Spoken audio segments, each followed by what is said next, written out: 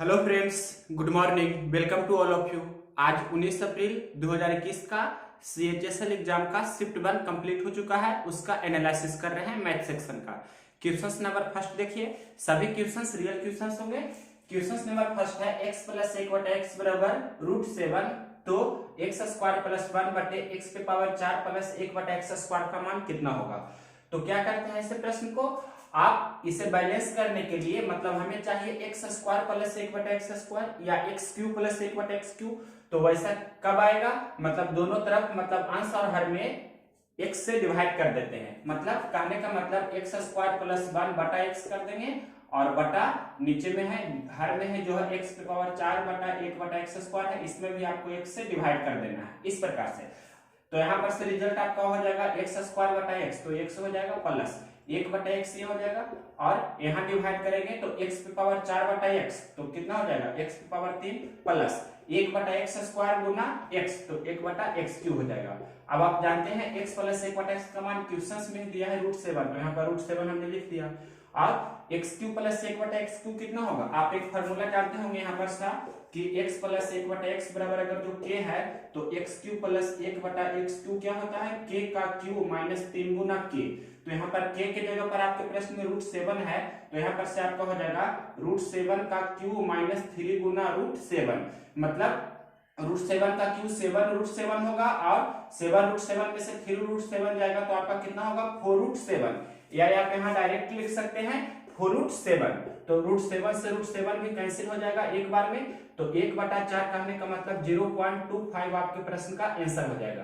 Question number आपका ये था फर्स्ट। इसके बाद देखिए question number second. Question number देखिए सेकंड, ये x plus y plus z बराबर 3, x square plus y square plus z square बराबर 45, x cube plus y cube plus z cube बराबर 69, तो x वाई जेड का मान कितना होगा। तो ऐसे प्रश्न को आपको एक फार्मूला ध्यान रखना है।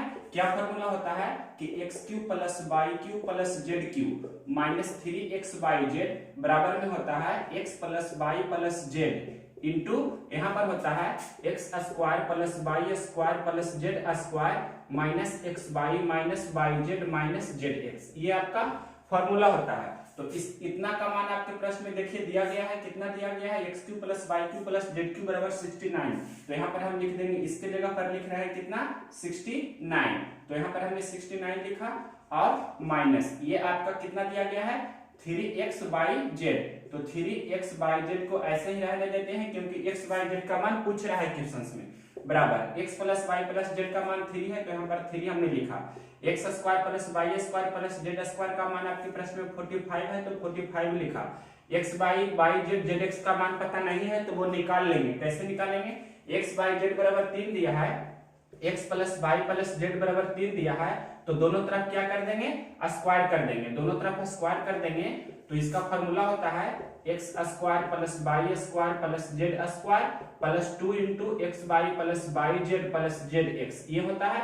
और इधर 3 का स्क्वायर 9, तो इतना का मान आपके प्रश्न में दिया है। x जगह पर हमने 45 लिख दिया plus 2 into x y plus y z plus z x बराबर आपका कितना है 9, और यहाँ से x y plus y z plus z x का मान डायरेक्ट लिख रहे हैं। देखिए आपको समझ में आएगा x y plus y z plus z x, ये आपका 2 इंटू इतना होगा बराबर ये आपका होगा, देख लीजिए ध्यान से यहाँ पर से इधर बराबर में 9 है, 45 उस तरफ जाएगा तो 9 माइनस कितना हो जाएगा 45, और 9 माइनस 45 कितना होगा माइनस में 36, और 2 से 36 कट जाएगा, मतलब इस प्रकार से 18 दूनी 36 कैंसिल हो जाएगा।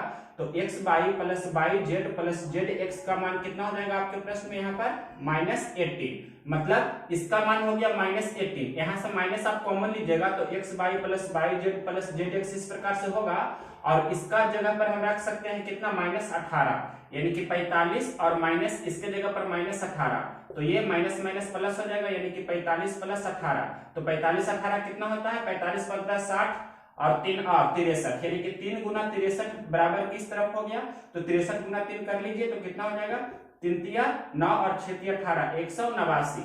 अब लिख सकते हैं हम कि 69 माइनस 3x वाई जेड बराबर में कितना हो गया 189। तो यहाँ पर से -3x वाई जेड बराबर 189 में से आपको +69 इस तरफ जाएगा तो -69 होगा, और घटा देंगे तो कितना हो जाएगा 9 में से 9 जाएगा 0, 18 में से 6 जाएगा तो 12, 120, यानी कि -3x/z आपका हो गया कितना 120, और ये 3 से 40 दिया, 20 से कैंसिल हो जाएगा, यानी कि x/z का मान अब दोनों तरफ माइनस से गुना कर देंगे तो x/z का मान कितना हो जाएगा माइनस में 40। आपके प्रश्न का आंसर हो गया माइनस में 40। इसी का मेथड सेकंड बताते हैं। मेथड सेकंड बहुत ही इजी है, वैल्यू पुटिंग से। आपका मेथड सेकंड है वैल्यू पुटिंग। आपको अपने मन से x/z का मान रखना है, तो x के जगह पर y के जगह पर, मतलब जैसे x बराबर हम रख रहे हैं आपके प्रश्न में, यहाँ देखिए 5, y की जगह पर रख रहे हैं -4 और z की जगह पर रख रहे हैं 2, तो यहाँ पर सेटिस्फाई करा सकते हैं 5 और यहाँ -4 और यहाँ रखे हैं 2, तो 5 2 7 में से 4 जाएगा 3 हो रहा है, 5 का स्क्वायर करेंगे तो 25, 4 का स्क्वायर 16 और 2 का स्क्वायर 4, इतना जोड़ने पर 45 भी हो रहा है। और क्यूब भी करके देखिएगा तो 69 होता है, मतलब आपको डायरेक्ट गुना कर देना है, x/z निकालना है, तो ये मतलब 5 गुना -4 गुना 2, तो ये आपका हो जाएगा 5 के 20 दूनी 40। इस प्रकार से भी आप डायरेक्ट बना सकते हैं इस मतलब वैल्यू पुटिंग मेथड से, लेकिन बेसिक आपको आना चाहिए। सभी क्वेश्चंस को वैल्यू पुटिंग से नहीं बना सकते हैं। तो क्वेश्चन नंबर सेकंड आपको क्लियरली समझ में आया होगा। देखिए इसके बाद question number third. Question number third है जो थेल्स प्रमेय पर पूछा गया है। ये क्वेश्चन है बहुत ही इजी क्वेश्चन है। आप जानते हैं कि जब DE समानांतर BC होता है तो थेल्स प्रमेय यूज कर सकते हैं हम। थेल्स प्रमेय के अनुसार क्या होता है, ये एक स्टेटमेंट होता है कि AD बटा DB AE बटा EC, या हम ऐसे भी लिख सकते हैं कि AD बटा AB, AD बटा AB लिखा तो इधर क्या लिखेंगे AE बटा AC, AE बटा EC, ऐसे भी लिख सकते हैं। AD आपके प्रश्न में कितना है 2, AB कितना हो जाएगा 2 + 5.2 बराबर AE आपसे पूछ रहा है क्वेश्चन में कितना होगा, जो A और C यहाँ पर होगा AE बटा AC होगा, तो AC कितना दिया है आपके प्रश्न में 9। अब इसे हल कर लेंगे तो 2 + 5.2 कितना होगा, ये आपका जोड़ देंगे तो 7.2 हो जाएगा, और 9 से 7.2 9 ही 72, 0.8 बार में कैंसिल हो जाएगा, और ये भी काटेंगे तो 2 चौके 8, कहने का मतलब 0.4 बार में कैंसिल हो जाएगा। तो यहाँ पर हम लिख रहे हैं यहाँ पर 1/0.4 बराबर वाट बटा कितना हो गया 1, तो कहने का मतलब ये दशमलव हटाएंगे तो 10/4 हो जाएगा, यानी कि 5/2, तो वाट का मान आपका कितना हो जाएगा 5/2 को बोल सकते हैं 2.5 भी, आपका ये कितना हो गया 2.5। यही आपके प्रश्न का आंसर है। क्वेश्चन नंबर थर्ड के बाद देखिए फोर्थ नंबर क्वेश्चन नंबर देखिए 4। ये आपका इस प्रकार का क्वेश्चन दिया है, ABC का मान कितना होगा जो पूछ रहा है, तो इक्विवेलेंट करेंगे, इधर आपको क्वाड्रेटिक इक्वेशन में ब्रेक करेंगे फैक्टर के फॉर्म में गुणनखंड करके। तो देखिए कैसे करते हैं, पहले x² का गुणांक 4√3 है, मतलब 4√3, और इधर कांस्टेंट है माइनस में कितना 2√3, तो ये दोनों को गुना करेंगे तो 4 पहले माइनस हो जाएगा, 4 दूनी 8 24, यानी कि माइनस में 24। तो 24 को ऐसा 2 टुकड़ा करना है कि जोड़ने पर कितना हो जाना चाहिए प्लस में 5, तो 8 और 3 ले सकते हैं। अब इसे हम लिख सकते हैं कि 4√3 का x² और यहाँ पर लिखेंगे 8x माइनस 5x लिखेंगे, 8x माइनस 3x लिखेंगे, तो आपका हो जाएगा 5x प्लस में और माइनस 2√3, इतना बराबर ये आप इधर लिखते चलिएगा ax + 2 और bx + c। यहाँ पर आपका ब्रेक कर देंगे, मतलब 4 तो कॉमन है, 4 ये दोनों में आप देख रहे हैं, ये दोनों में क्या कॉमन है 4 कॉमन है, तो 4 कॉमन ले लेंगे और x भी कॉमन है, तो 4x कॉमन लेंगे तो यहाँ पर क्या बचेगा √3 और x भी बचेगा, तब ये हो जाएगा 4√3x² हो रहा है, यहाँ पर से 2 बचेगा, 4x में 2 से गुना करेंगे तो 8x हो जाएगा। यहाँ पर क्या कॉमन होगा, देखिए दोनों में आपको दिखना चाहिए कि 3x है, यहाँ पर कितना है 2√3 है, तो 3 में 2√3 होता है, √3 गुना √3 से 3 होता है, तो यहाँ पर हम सिर्फ √3 कॉमन ले रहे हैं, तो यहाँ पर क्या बचेगा 1√3 बचेगा और ये x रहेगा, और यहाँ पर प्लस लिखेंगे तभी माइनस प्लस से यहाँ माइनस होगा। अब यहाँ देखिए ये √3 हमने कॉमन ले लिया तो सिर्फ 2 बचेगा, इतना बराबर ये लिखेंगे ax + 2 और ये आपका है bx + c। एक स्टेप और जाते हैं, अब √3x + 2 √3x + 2 कॉमन ले रहे हैं, √3x + 2 कॉमन लेंगे तो यहाँ पर हो जाएगा क्या बचेगा 4x माइनस यहाँ बचेगा, ये तो कॉमन हो गया तो ये बचेगा √3, इतना बराबर ax + 2 और इंटू bx + c। तो अब कंपेयर करेंगे, मतलब कंपेयरिंग बोथ साइड, दोनों तरफ कंपेयर करेंगे, कंपेयर करने पर आपको ABC का मान पता हो जाएगा। देखिए x का गुणांक कितना है √3, यहाँ पर x का गुणांक कितना है a, मतलब a का मान कितना है आपको दिख रहा है क्लियरली, a का मान कितना है √3। उसी प्रकार से √3x + 2 तो ax + 2 है, इंटू तो यहाँ पर भी इंटू है, और यहाँ पर 4x - √3 तो यहाँ पर क्या है bx + c, तो b के जगह पर मतलब bx है तो यहाँ 4x है, तो b का मान आपका कितना है 4, और यहाँ पर हम लिख सकते हैं प्लस और माइनस √3 इस प्रकार से, तो c के जगह पर कितना है -√3, यानी कि c का मान है -√3। तो आपके क्वेश्चन पूछा गया था a + b + c, तो कितना हो जाएगा √3 और प्लस b का मान कितना है 4 और c का मान है -√3, तो प्लस माइनस ये √3 कैंसिल हो जाएगा, तो आपका आंसर हो जाएगा कितना 4। इस प्रकार से आपका क्वेश्चन नंबर 4 का आंसर हो गया 4। इसके बाद देखिए क्वेश्चन नंबर 5। क्वेश्चन नंबर देखिए 5, ये आपका एक चक्रीय चतुर्भुज दिया गया है। चक्रीय चतुर्भुज मतलब साइक्लिक क्वाड्रिलेटरल चक्रीय चतुर्भुज ABCD आपको क्वेश्चंस में दिया गया है। इसमें आपको दिया गया है कि कोण DAB कितना है 72 डिग्री, ये वाला कोण आपका है 72 डिग्री, और यहाँ पर हमने लिख दिया है कोण DAB 72 डिग्री है। उसी प्रकार से कोण ये वाला दिया गया है मतलब DBC, ये वाला कोण आपका है 44 डिग्री, और DBC 44 पूछ रहा है CDB यानी कि CDB, ये वाला एंगल आपसे पूछ रहा है कितना होगा जो। तो आप चक्रीय चतुर्भुज के नियम से जानते हैं कि तिरछे कोण मतलब जैसे कोण A और कोण A प्लस कोण C का मान कितना होता है 180 डिग्री। उसी प्रकार से कोण D और कोण यहाँ पर B था, कोण D और B मतलब कोण B प्लस कोण D, ये भी आपका कितना होता है 180 डिग्री। तो जिसका यूज है उसका यूज करेंगे। यहाँ 72 डिग्री है तो ये वाला C कितना होगा, मतलब कोण ये आपका 72 डिग्री है तो कोण C यहाँ पर से निकाल सकते हैं कितना होगा, कोण C होगा आपका 72 में कितना जोड़ेंगे कि 180 हो जाए तो 108 डिग्री, यानी कि कोण C का मान कितना हो गया, पहले ये आप निकालेंगे 108 डिग्री। अब आप इस ट्रायंगल में चलिए, मतलब त्रिभुज आपको चलना है। त्रिभुज किस त्रिभुज में नाम दे देते हैं DBC, त्रिभुज DBC में आपको दो कोण दिया है तो तीसरा कोण पता कर सकते हैं। मान लिए कि x है, तीसरा कोण x डिग्री, तो x degree plus 44 degree plus ये कितना 108 डिग्री, इतना बराबर कितना होगा 180 डिग्री। मतलब ये जो ट्रायंगल है इस ट्रायंगल में तीनों कोणों का योगफल कितना होगा, ये तीनों कोणों को जोड़कर 180 डिग्री, तो 108 और 44 जोड़ेंगे तो 152 होगा, मतलब x डिग्री प्लस 152 डिग्री बराबर कितना 180 डिग्री। तो x का मान कितना हो जाएगा 180 डिग्री में से 152 डिग्री घटाइएगा तो 52 8 60, 60 और 20 80, कहने का मतलब 28 डिग्री आपके प्रश्न का आंसर हो जाएगा। ये वाला एंगल कितना हो जाएगा 28 डिग्री, यही आपसे पूछ रहा था, 28 डिग्री आपके प्रश्न का आंसर होगा। क्वेश्चन नंबर 5 के बाद देखिए 6 नंबर क्वेश्चन नंबर 6 है sin x बराबर 11/15 तो sec x - tan x क्या होगा।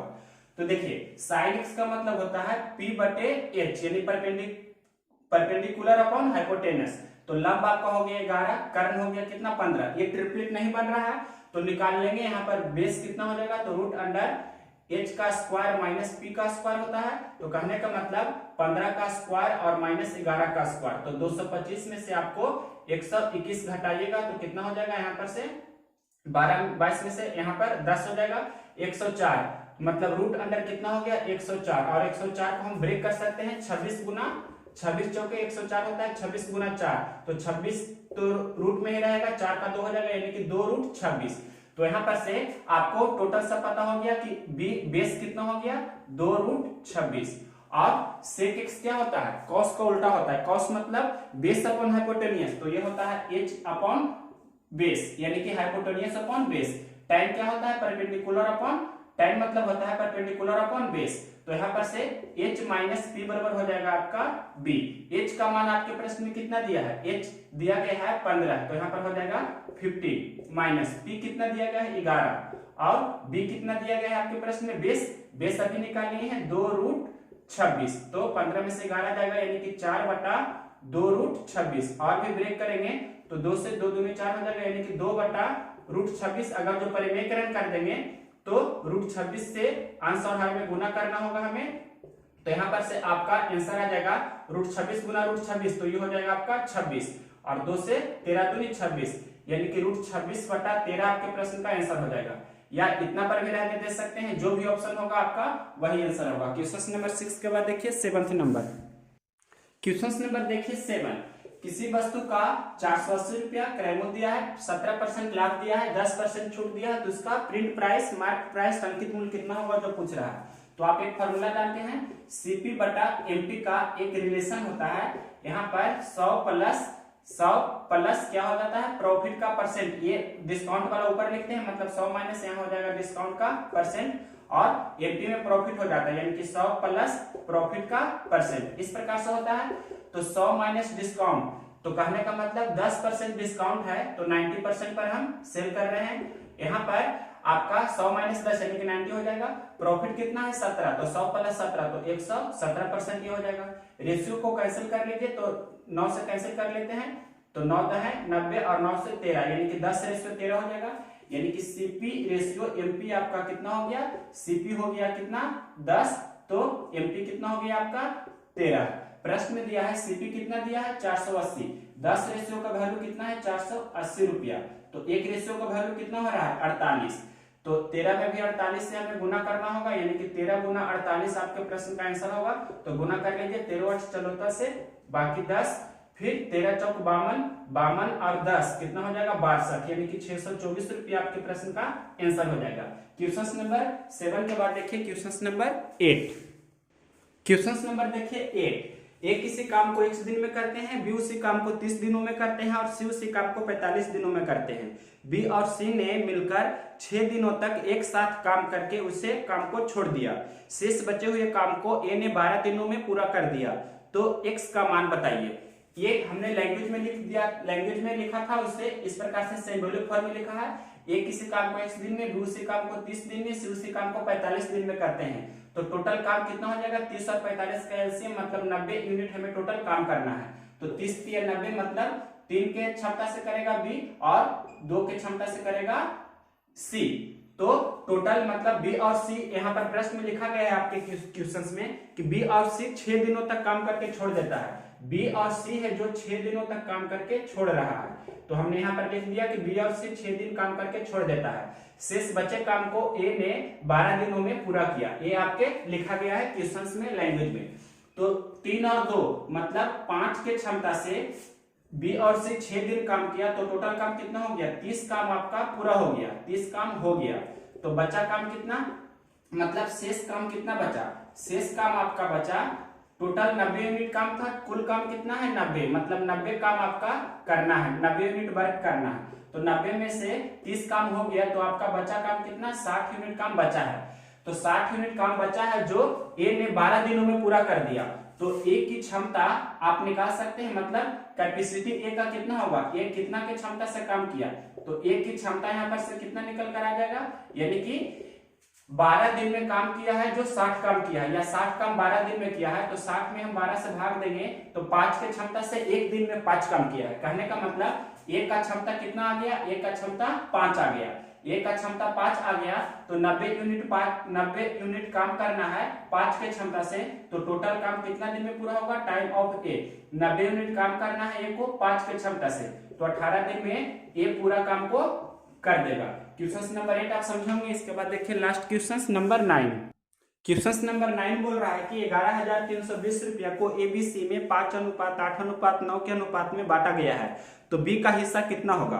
तो 11,320 रुपया को 5:8:9 में बांटा गया है, तो आपसे प्रश्न में पूछ रहा है कि बी का हिस्सा क्या होगा जो, तो टोटल रेशियो में 8 5 13, 13 और 9 22, मतलब ए बी सी तीनों को मिलाकर रेशियो में टोटल कितना है तो 22, यानी कि 22 रेशियो का वैल्यू कितना दिया गया है आपके प्रश्न में, 22 रेशियो का वैल्यू है 11,320 रुपया।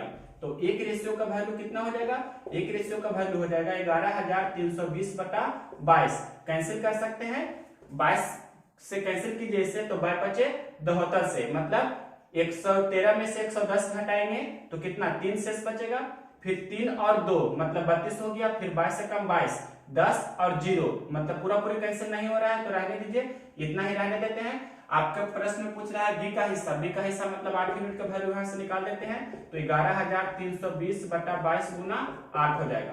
तो यहाँ पर से 11 दूनी 22, 4 दूनी 8, 4 से गुना कीजिए, 11 से भाग दीजिए, जो भी आंसर आएगा वो आपके प्रश्न का आंसर होगा। अगर जो पूरे नहीं करता है तो डेसिमल में आएगा। क्वेश्चन नंबर 9, और भी जो क्वेश्चन होगा तो इसी में हम ऐड करके टोटल 25 क्वेश्चन कवर कर देंगे। अभी तक इतना ही क्वेश्चन है, तो इतना ही हम अभी अपलोड कर देते हैं।